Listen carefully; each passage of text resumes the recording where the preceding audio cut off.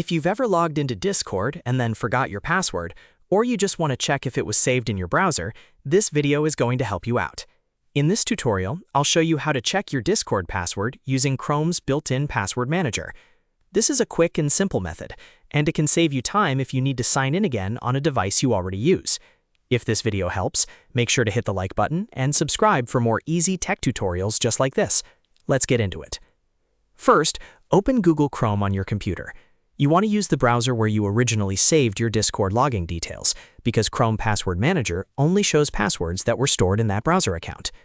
Once Chrome is open, go to the Chrome Password Manager by typing passwords.google.com into the address bar and pressing Enter. When the page loads, you'll see a list of saved passwords connected to your Google account. Now use the search bar and type Discord.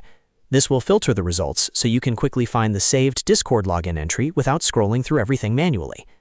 Next, click on the Discord entry from the list. This will open the saved login details, including the username and password field. Depending on your security settings, Chrome may ask you to enter your computer password or verify your identity before it shows the password. This step is there to protect your saved passwords, so go ahead and complete the prompt if it appears. After that, look for the eye icon next to the password field. Click the eye icon and your Discord password will be revealed on the screen. Make sure you view it carefully and keep it private, because this is sensitive account information. If you're planning to use it again, you can copy it and paste it into Discord when needed. And that's it. You've now checked your Discord password in Chrome Password Manager. It only takes a few steps, and it's one of the fastest ways to recover a saved login if you forget it.